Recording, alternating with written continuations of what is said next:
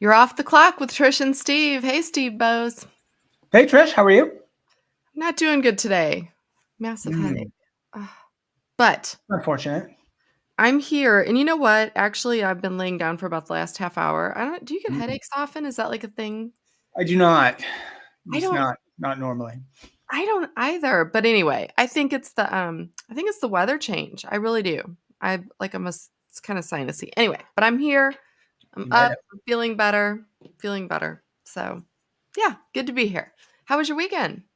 It was very good. Thank you. The weather here in North Carolina was perfect, I'd have to say. It's about Really? 80, low 80s, sunny all weekend. Yeah, not bad at all. Yeah. Quite nice. Same How about you? here. I worked outside almost the whole weekend, like, just because it was perfect. It was, good to do a lot of, power washing the house and the patio and the deck and, like, getting everything all spick and span for summer, so, Yeah, I yeah. feel like I had a little bit more fun than that. I did not power wash or do any chores of any kind. Well, then you did have more fun. Although, I really always I wouldn't wanna do it every day, but I sort of like that feeling of, like, doing something like that because you feel, Mhm. like, really accomplished at the end of the day, so, yeah, so it was True. good. Yeah. I will tell you though, I did take a little bit of a break after I got all of that done, and I sat by the pool and I started a book, which I haven't read a book in a while, Mhm. and I'm guessing you might have this book too. It's from our friend Jarrett Conrad over at UKG, In Okay. Search of Humanity. I do have this book. I did not start reading it, but our friends at UKG did send this to us. Yes, You know Jack's a what? good guy. I'm looking forward to reading it. I do too. I'm into the second chapter, so there's a foreword and then it gets going, and, um, he is for anyone who doesn't follow Jarek, it's Jarik Conrad. Mhm. Please follow him because he's such an interesting person. He knows so much about especially diversity, inclusion, and belonging. And not only is the book good so far, but I actually got to do a presentation with him a couple years ago at HR Tech. I don't know if Nice. you remember that, but I um, remember you guys doing it. I don't think I saw it, the been actual presentation, but I remember it. Yeah. Yeah, it's been maybe 3 years ago. It was one of those where we had a huge room and it was full, and, like, afterwards, we just had lines of people wanting to continue the conversation. So, that being said, he is an expert. He's from East St. Louis, which Well, is maybe after you get through the book and I do as well, let's get him on the podcast and have I a would chat about it. love to. I would Yeah. love to because it's really interesting. It says why we fight, how to stop, and the role business must play, and it's interesting. It's just his take from both an economic standpoint as well, just so practical.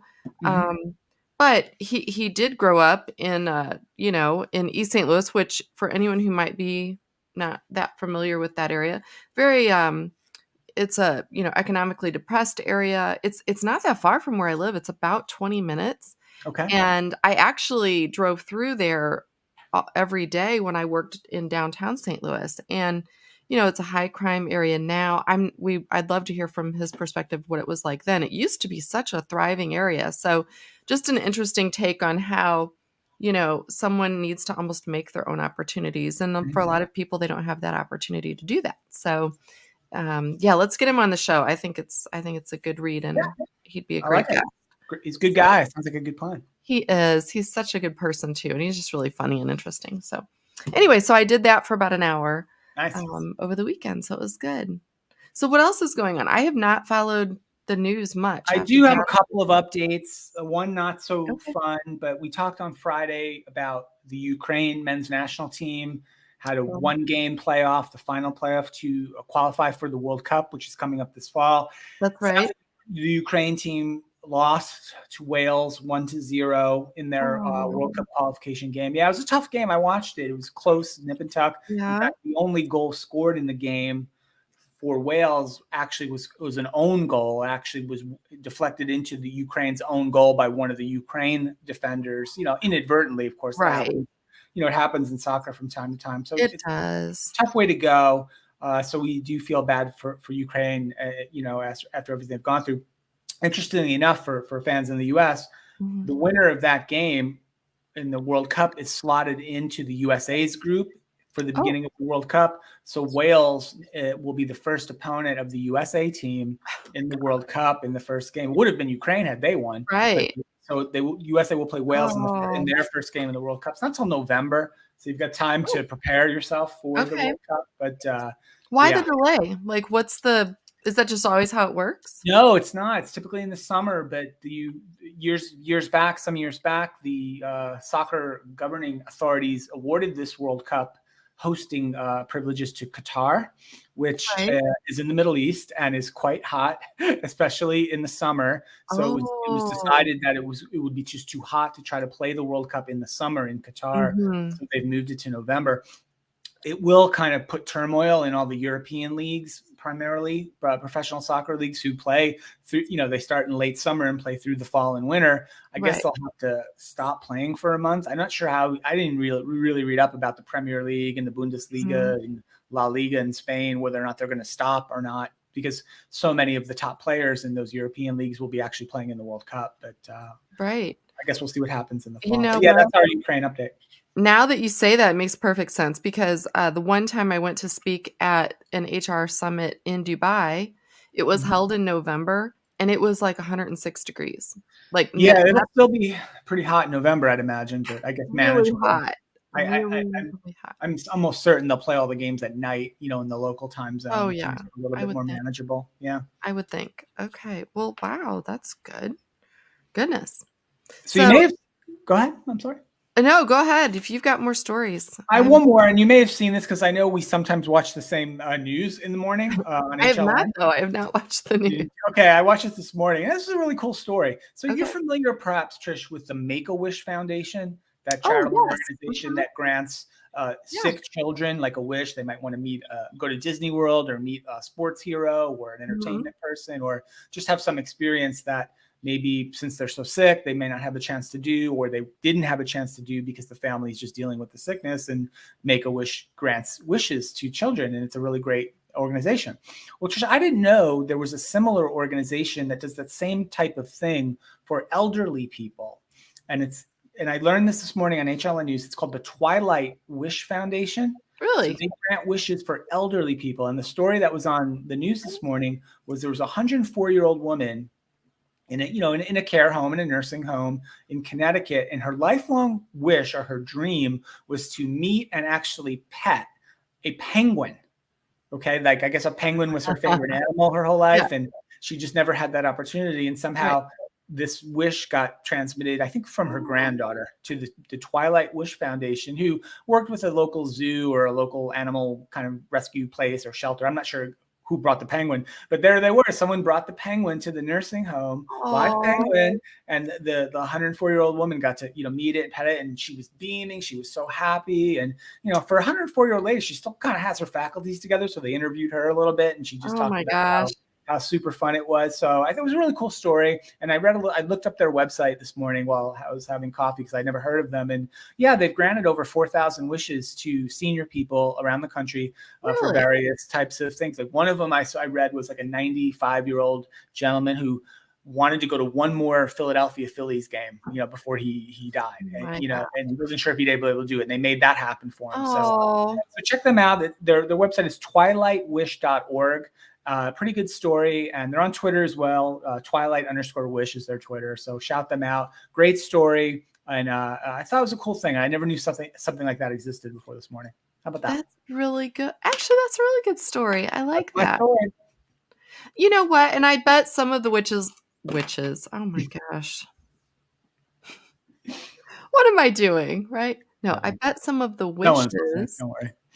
I bet some of the wishes are actually not that difficult to grant for people, right? Sure, I could mean, be. again, like going to a baseball game, getting to meet a penguin, right? I mean, there are zoos or, just other people who can like make that happen pretty easily. So, Yeah. yeah, that's a great story. I like that. I'm going to check that out. I don't really have anyone that I would qualify as elderly yet. I don't consider my parents elderly just yet. Yeah. Well, I guess if, But if if someday they might need a wish to be granted, you never know. someday. I don't know. I should ask my mom and dad, like, what would their wish be, right, when they get Maybe older? you should grant their wish, Trish.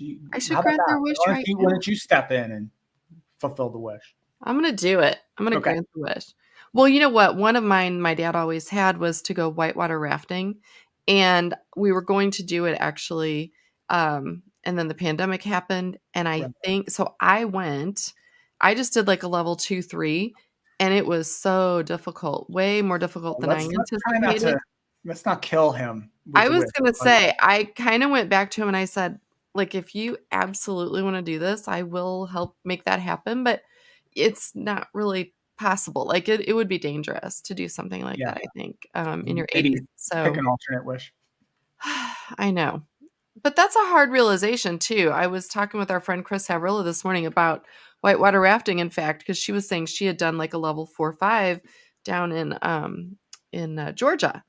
And on I think it was on the same river that, like, Deliverance is based on. I don't we Mm. were talking about float trips, which took us down a whole different path, but the same thing, she was saying it was really difficult, she would never do that again, and she was quite a bit younger when she did it, and so I think that there we get in our head, like, these things that we think we should do, and you kinda put them off when you're young sometimes because 'cause you're maybe raising kids or have work or but then when you finally get some time to go do these things, you might not physically be able to do them, I so wonder in the tourism copy and the advertising copy for that area in Georgia, did they advertise it as the Deliverance River?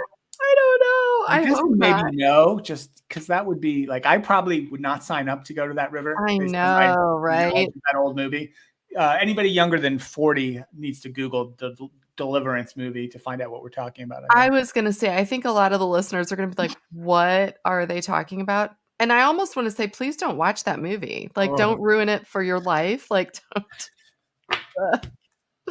But every time I go on a float trip, even though I go in Missouri, I always think of that movie. I just think, like, you're you watching never the know who's up there in those right, woods. you're watching in the woods, like, "Oh gosh, I hope this does not happen," but anyway, talk about a scary movie, that was one, but anyway.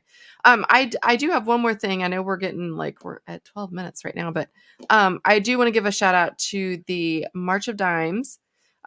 So Carly and I did the March for Babies over in St. Louis. I used to be really involved when my twins were young, in fact, they were one of the, ambassador families for St. Mhm. Louis back in 2012, I had to look that up for the year. But I used to, we did the march all the time. So we did it this weekend. It was a really great day, really fun. So if you're interested in giving back to a really awesome charity that helps both mothers and babies, that fights prematurity, I have tweeted several times about it. Feel free to go there or just to the marchofdimes.org page. Very But cool. yeah, they're doing amazing things. It was really fun and it was really cool to have, my daughter who's now grown. My son was working. He got his first job at Denny's, but, Nice. um, but they had an area for, like, Grand time NICU. breakfast. What's up? I know. They had a NICU reunion place, so if you had been a baby that was in the NICU for any amount of time, you could go to the NICU reunion, and she did, and it was just really meaningful, I think, to see babies that start out where they either might not make it or they're very serious health conditions, and then obviously they can grow up to be very healthy individuals. So thank you, March of Dimes, for everything you've done for my family and for all the families that were there and yet to have children. So anyway, it was a good weekend. Cool. Good stuff. Well, listen, thanks for doing a work break with me. You have actually helped my headache. Maybe I should just call you next time I get a headache, Steve. Yeah, I have that Is effect that on a lot of people. you do. Maybe you give me like, what is it, dopamine? Like when I talk to you, I get like Something. it's because you make me laugh. I do There think you that helps. Laughter is the cure for headaches, maybe? I don't know. Anyway, I'm gonna credit you for my headache feeling better. How about that? go. All right. All right. Thanks, everyone. We hope you have a good week ahead. We will see you back here on Wednesday and have a good rest of your day.